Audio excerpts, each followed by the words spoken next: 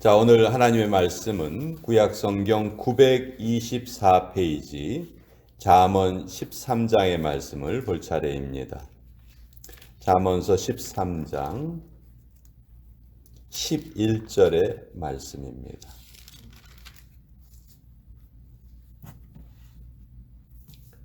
잠언 13장 11절의 말씀 우리 같이 읽겠습니다. 시작. 망령되이 얻은 재물은 줄어가고 손으로 모은 것은 늘어가느니라. 하나님의 말씀입니다. 아멘.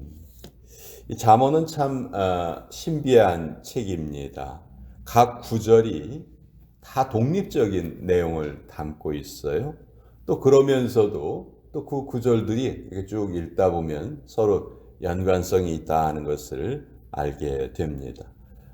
잠언에서는 계속해서 지혜 있는 자와 또 지혜가 없는 자, 의인과 악인 이렇게 삶을 대조하고 있는데요. 오늘도 망령되이 얻은 재물을 구하는 사람들, 이것이 성경이 말하는 잠언에서 말하는 악인이고, 또 손으로 계속해서 부지런히 모으려는 사람, 이런 사람을 의인으로 대비하면서 우리에게 교훈을 주십니다. 역사상 가장 부유한 시대를 우리가 살아가고 있지만 또 그만큼 그 부에 대해서, 돈에 대해서 잘못된 생각들이 넘쳐나는 그런 시대를 우리가 살아가고 있습니다. 오늘 내용에 보면 망령되이 얻은 재물은 줄어간다 이렇게 돼 있죠. 여기 망령되이 얻은 재물, 원어의 표현에 보면 난데없이 생긴 돈, 그런 뜻입니다. 공짜로 생긴 돈, 우리 보통 일확천금이라고 하죠. 한국에 요새 보니까 뭐 아파트를 청약하는 이유가 그 당첨이 되자마자 바로 되팔면 아주 큰 돈을 벌 수 있다고 해서 사람들이 그렇게 많이 몰린다는 거예요. 그런 돈이 어떻게 보면 일확천금이죠.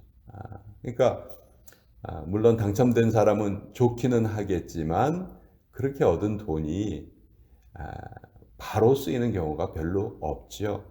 얼마 전에 복권에 당첨된 여자가 자살을 했습니다. 뭐 일생에 한 번 복권에 당첨된다는 거, 그런 행운이 어디 있어요? 근데 그 여인이 복권에 당첨되기 전에는 정말 평온한 삶을 살았는데 복권에 당첨된 이후에 너무 삶이 망가진 거예요. 결국 뭐 수백억의 그 복권 금액을 다 탕진하고 나중에는 권총으로 자살을 하고 말았습니다. 참 이런 모습을 보면 돈을 관리하는 것이 얼마나 중요한가. 돈을 버는 것은 기술이고 돈을 쓰는 것은 예술이다. 그런 말이 있을 정도로 우리가 특히 크리스찬이라면 물론 부지런히 돈을 버는 그 성품이 있어야죠. 그러나 더 중요한 것은 내가 이 돈을 번 후에는 어떻게 이 돈을 사용할 것인가, 거기에 대한 뚜렷한 생각이 있어야 돼요. 그것 없이 그냥 돈은 많으면 좋은 거야, 그런 식으로 돈을 번다면 그거는 바른 태도가 아니라고 생각합니다. 한국에 신영균 씨라는 영화배우가 있었어요. 국회의원도 하셨고 또 명보극장이라는 극장도 인수해서 영화인들에게 많이 도움을 줬던 분인데, 그분이 아주 참 다른 사람에게 점심 안 사기로 유명한 사람이었대요. 또 아주 검소하게 살았고, 그래서 근 수백억의 재산을 모았습니다. 근데 나중에 그것을 다 기증을 해요. 500억이 넘는 돈을 기증을 하고 이런 말을 남깁니다. 나중에 내 관 속에는 성경책 한 권만 넣어주면 됩니다. 하나님이 나에게 주신 거 다 베풀고 가기를 원합니다. 정말 자기 자신에게는 검소하게 살았지만 타인을 위해서는 너무도 후하게 베풀고 살았던 사람입니다. 우리 크리스찬은 그런 남에게 베풀고 살아야 되겠다라는 먼저 생각이 있어야지 그 이후에 이제 하나님께서 우리가 부지런히 일할 때마다 우리의 재물을 더해 주시는 것이죠. 아까도 말씀드렸지만 돈을 관리하는 데 필요한 성품이 우리에게는 꼭 필요합니다. 갑자기 젊어서 유명해진 운동선수나 연예인들 보면 제대로 그 돈을 관리하지 못해서 어려움에 빠지는 것을 보게 되죠. 예수님은 재물은 거의 유사 하나님이다 라고 말하실 정도로 재물이 우리의 영적인 시각을 워낙 비틀어 놓기가 쉽다. 사실 오늘날 생각해 보세요. 우리는 하나님을 믿고 살아가지만 불신자들은 뭐 믿고 살아가나요? 거의 대부분 돈을 믿고 살아가요. 그러니까 돈이 거의 유사 하나님이에요. 그들에게는 하나님과 같은 존재가 되어버렸어요. 그래서 이 돈의 권세에서 해방되는 것은 하나님의 특별하신 개입이 있어야지만 가능합니다. 오늘날 수많은 사람들이 교회를 다니지만 교회 다니는 사람들 중에서도 돈에 대해서 나는 해방되었다 이렇게 말할 수 있는 사람이 얼마나 되겠습니까? 그렇게 많지 않을 것 같아요.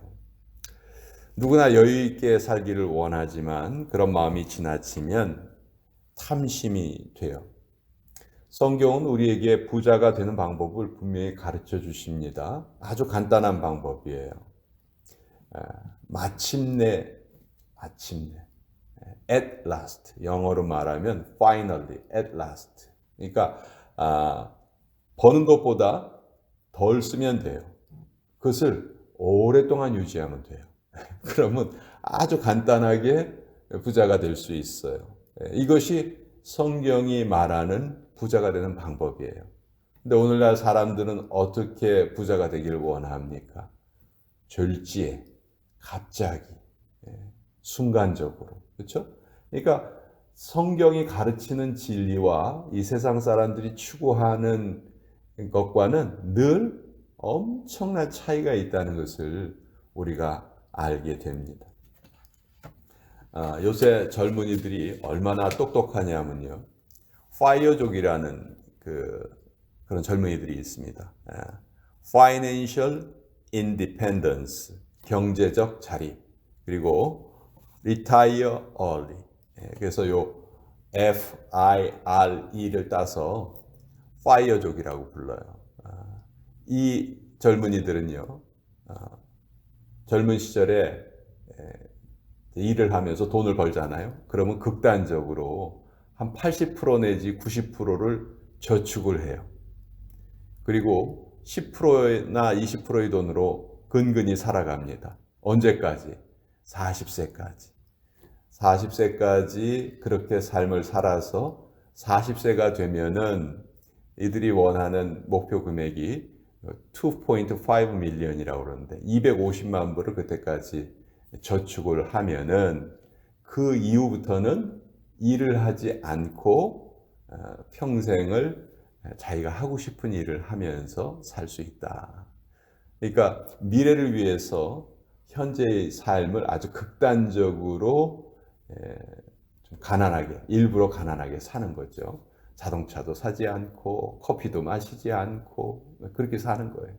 또 반면에 욜로족이라고 여러분 또 들어보셨을 거예요. You only live once.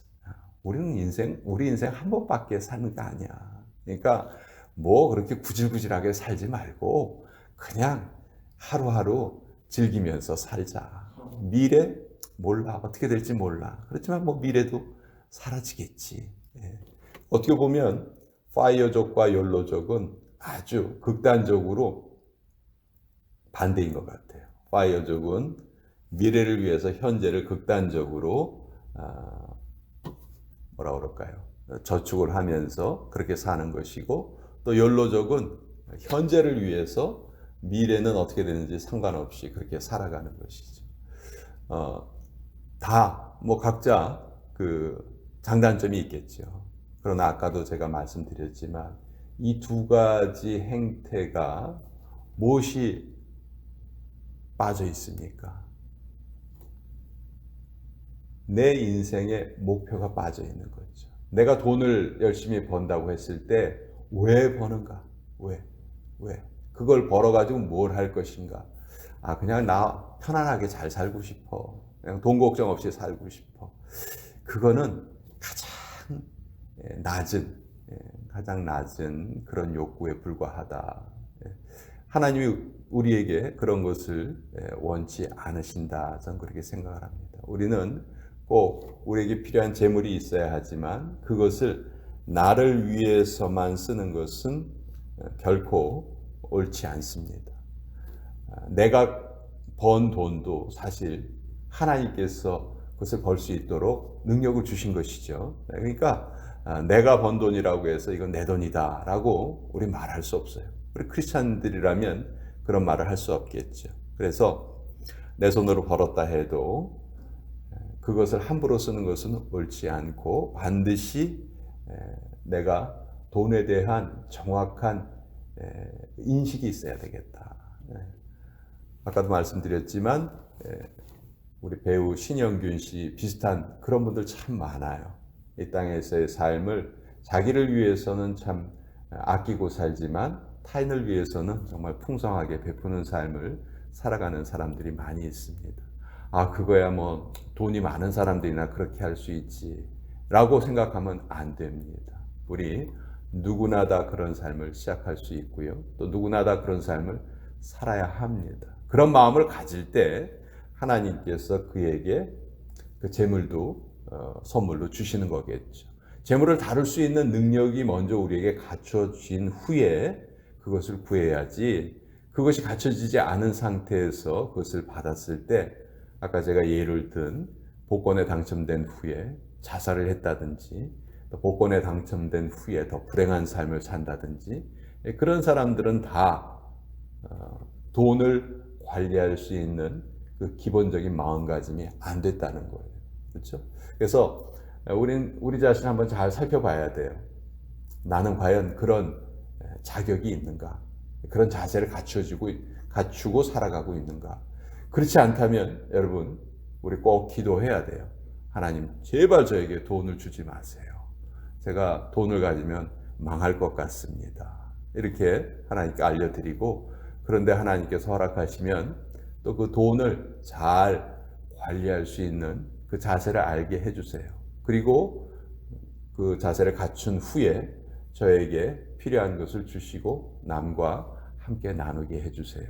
그렇게 우리가 기도한다면 반드시 하나님께서 그 기도를 기쁘게 들어주실 것이다. 전 그렇게 생각을 합니다. 오늘 말씀, 망령되이 얻은 재물은 줄어가고 손으로 모은 것은 늘어가느니라. 우리 같이 나누